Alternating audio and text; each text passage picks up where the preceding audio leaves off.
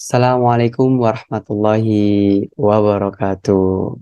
Kembali lagi bersama saya Isa Gifari Ahmad pada pembahasan biasa seperti biasa ya, untuk apa namanya, analisa di aplikasi gitu, aplikasi untuk kebutuhan mata kuliah sistem informasi akuntansi dan keuangan. Jadi di sini saya akan mereview pada aplikasi ajaib untuk reksadananya. Jadi mungkin di sini aplikasi ajaib itu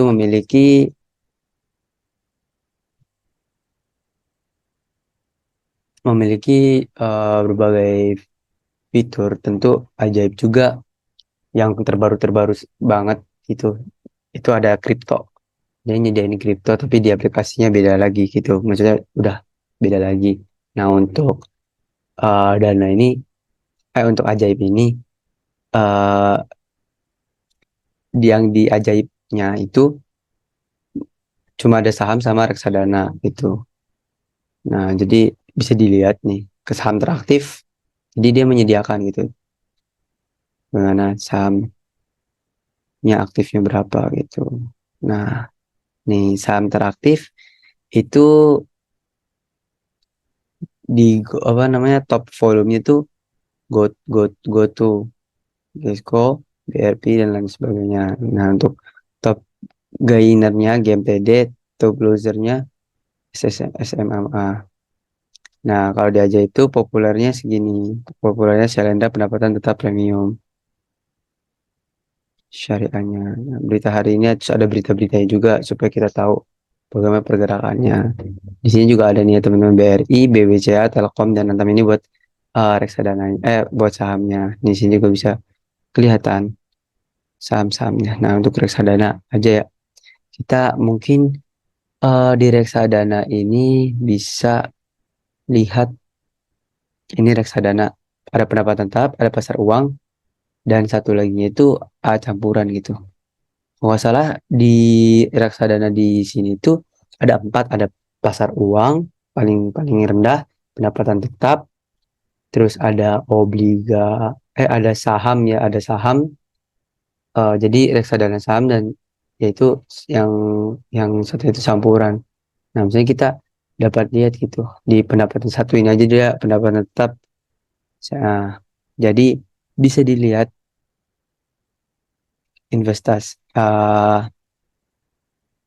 untuk grafik di reksadana ini. Nah, selama 3 tahun itu naik terus return 3 tahunnya. Kemarin kita kan sudah belajar ya, mungkin teman-teman saya di sini yang udah ke IDX kemarin belajar mengenai kayak kalau misalnya saham 3 tahun itu naik terus, ya udah tinggal naruh aja gitu. Sini juga investnya mulai 50.000.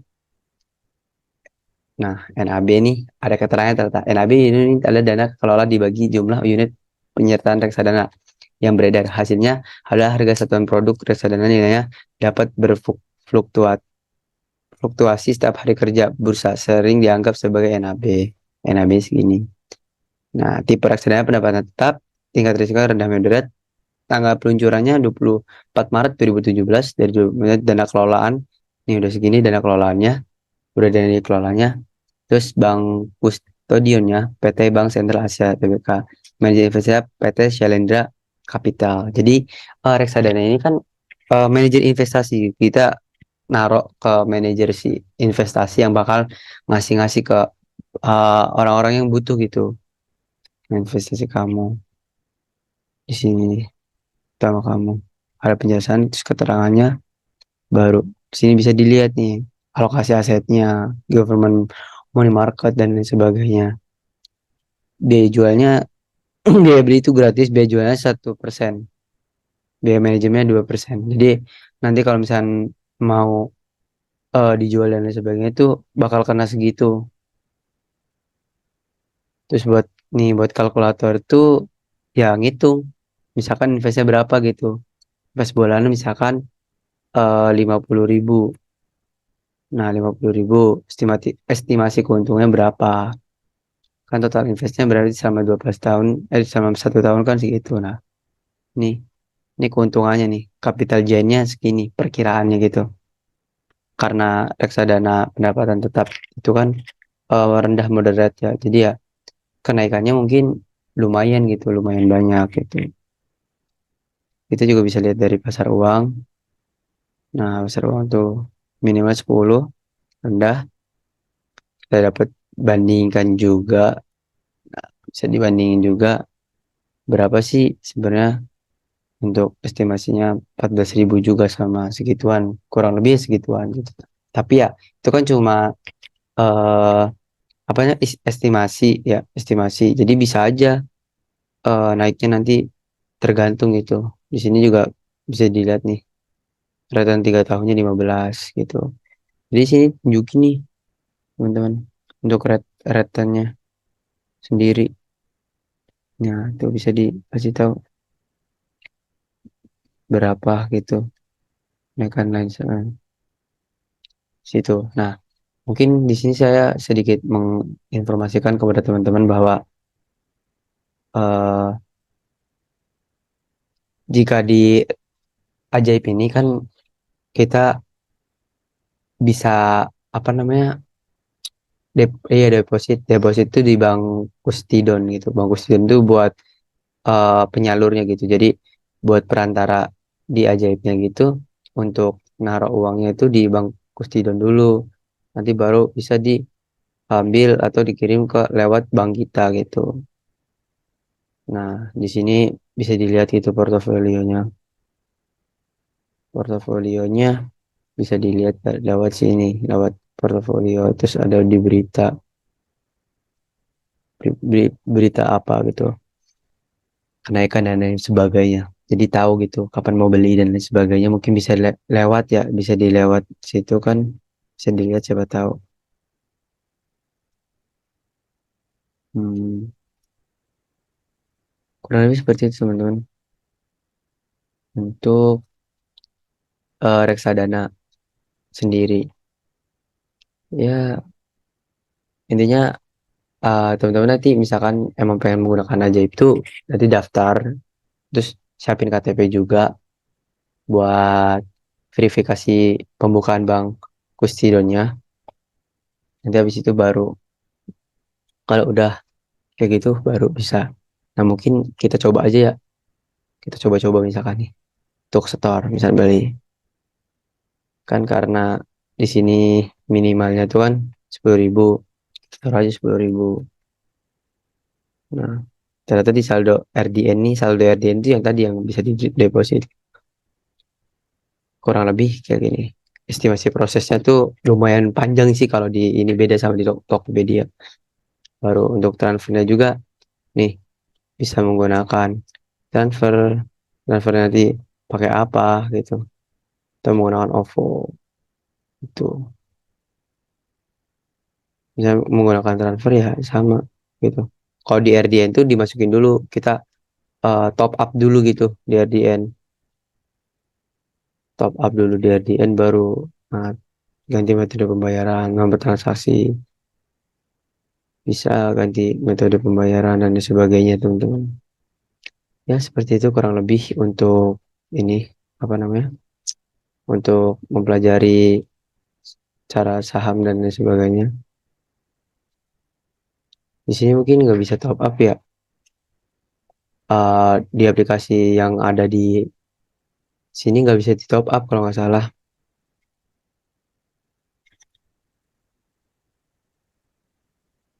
Kayak gini doang. Bisa melihat aplikasi yang lainnya alurnya sama seperti gitu loh.